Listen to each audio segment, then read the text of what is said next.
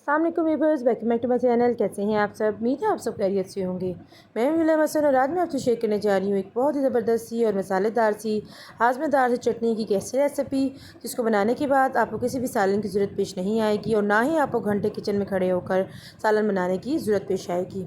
जी, आज हम बनाने जा रहे हैं मूली की चटनी, जो कि बहुत ज़्यादा जायकेदार और साथ ही साथ हाज़मेदार भी है।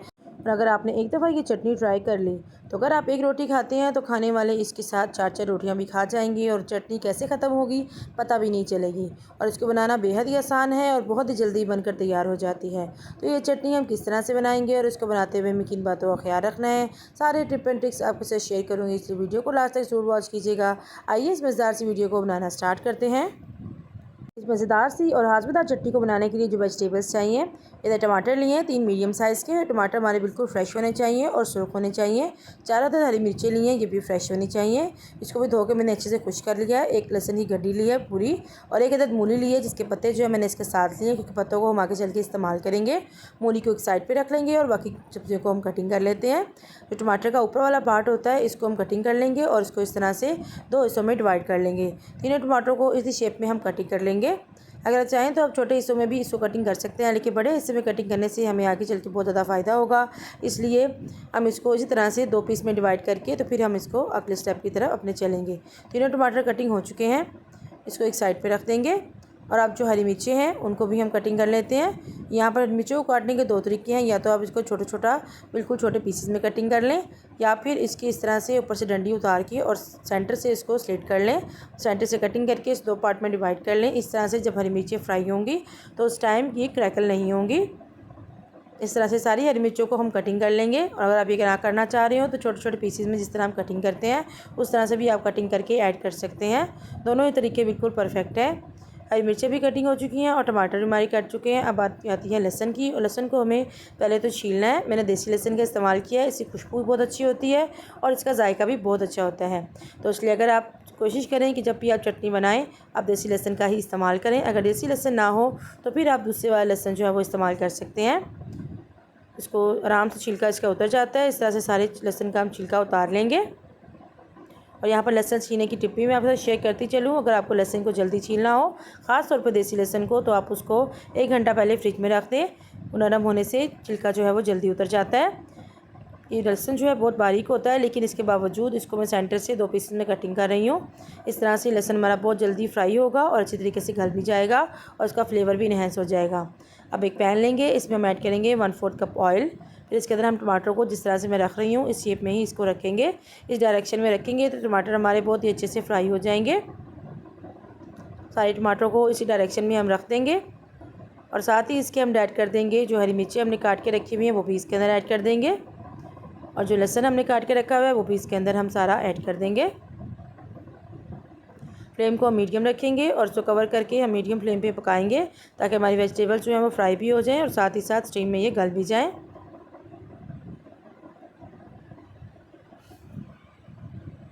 तकरीबन 1 मिनट के लिए मैंने इसी तरह से इसको ढक्कन दे के पका लिया था। और अब इसकी साइड को चेंज कर लेते हैं, टमाटरों की साइड को चेंज करते हैं, ताकि दूसरी साइड से भी टमाटर जो हमारा अच्छे से रोस्ट हो जाए, ये फ्राई हो जाए। इस तरह से टमाटरों को इस तरह से पकाने से एक तो टमाटर जल्दी गल जाता है और साथ ही इसका जो छिलका होता है वो ईज़िली रिमूव हो जाता है। इसलिए मैंने इसको 2 पार्ट में डिवाइड किया था। इस तरह से इसका छिलका बहुत ईज़िली रिमूव हो जाता है।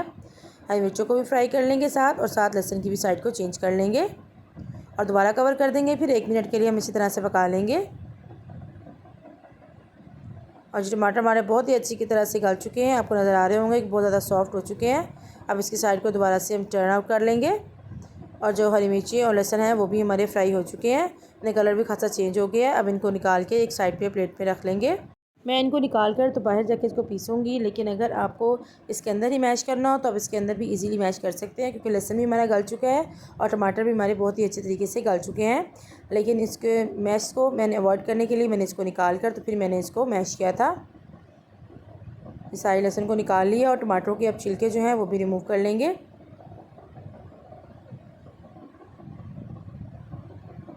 इस तरह से सारे टमाटरों के ऊपर छिलके जो है मैंने उतार लिए हैं और टमाटरों को हम निकाल के तो उसी प्लेट में हम ऐड कर देंगे। अब यहाँ पर भी आपके पास 2 तरीके हैं, या तो इसको ठंडा करके आप किसी ब्लेंडर जग में चॉपर में डालकर बस थोड़ी देर के लिए चला लें, क्योंकि हमें इसको मोटा मोटा पीसना है, हमें बहुत ज़्यादा बारीक पेस्ट इसका नहीं बनाना। या फिर हैंड चॉपर हो उसमें कर लें, या फिर गरम गरम को ही आप किसी आलू मैशर की मदद से आप इसको मैश करेंगे या फिर कूल्ड में डालकर, तो ये मोटा मोटा मैश हो जाएगा। मैंने इसको चॉपर में किया था, तो मैंने इसको थोड़ी देर के लिए रख दिया था ताकि ये थोड़ा सा ठंडा हो जाए। मूली के पत्ते जो है रिमूव कर लेंगे और किसी रेज़र की मदद से हम इसके ऊपर से छिलके उतार लेंगे, या फिर छुरी की मदद से करना चाहें तो जिसकी मदद से आपको आसानी लगे। इसके छिलके जो हैं उतार लेंगे और इसका ऊपर वाला और नीचे वाला दोनों पार्ट जो है हम इसका निकाल देंगे और मूली को बिल्कुल साफ़ कर लेंगे। अब एक हैंड ग्रेटर ले लेंगे और इसकी मदद से इसको हम ग्रेट कर लेंगे। जिसका मोटा वाला पार्ट होता है उससे हम इसको ग्रेट करेंगे। वैसे तो हम मूली को जिस चीज़ में इस्तेमाल करते हैं तो उसका पानी जो है वो निकाल कर तो फिर इस्तेमाल करते हैं, लेकिन चूँकि हम मूली की चटनी बनाने लगे हैं तो अगर हम इसका पानी डिस्कार्ड कर देंगे तो इसका जायका बिल्कुल ख़त्म हो जाएगा और इसकी ग़िज़ाइयत भी। तो इसलिए मूली को एज़ इट इज़ ऐसे ही मैं इस्तेमाल करूँगी। और इसके अंदर बहुत ज़्यादा पानी भी नहीं है, क्योंकि आजकल सीज़न की मूली आ रही है तो इसमें बहुत ज़्यादा पानी भी नहीं है। इधर जो पत्ते हैं इनको भी बारीक बारीक चॉप कर लेंगे और ये काम हम उसी टाइम पर करेंगे जब हमें मूली चटनी को तैयार करना है, क्योंकि कटिंग करने के बाद पत्ते जो है वो मुरझा जाते हैं, इसलिए आप उसी टाइम पे इनको कटिंग करें जब आपको इनको ऐड करना है। इधर एक चॉपर जग लिया, उसके अंदर मैं वेजिटेबल्स को ऐड कर रही हूँ और चॉपर जग में ऐड करने के बाद बस इसको एक चक्कर ही मैं दिलाऊँगी, क्योंकि इसको हमें मोटा मोटा पीसना है, इसको फ़ाइन पेस्ट नहीं बनाना। बस इतना ही करेंगे। इसके अंदर जो टमाटर की और लहसुन की जो मोटे मोटे चंक्स जब आते हैं चटनी के दौरान तो बहुत ही मज़े के लगते हैं। और कुछ इस तरह की कंडीशन है, ये देखें इस तरह का टेक्सचर है इसका। बस इसको निकाल लेंगे और एक बाउल में ऐड कर लेंगे और अब तैयार करते हैं अपनी चटनी, क्योंकि हमारी सारी चीज़ें जो हैं वो तैयार हो चुकी हैं। अब इनको मिक्स करेंगे और हमारी बेहतरीन सी चटनी जो है वो रेडी हो जाएगी। पहले बाउल में ऐड करेंगे जो हमने टमाटर वाला पेस्ट है वो ऐड करेंगे, फिर इसके अंदर हम ऐड करेंगे मूली। और देखिए मूली के अंदर बिल्कुल भी पानी नहीं है, बिल्कुल ड्राई सी है। अब इसके अंदर मूली के पत्ते ऐड करेंगे। अब इसके अंदर ऐड करेंगे कुछ स्पाइसेस।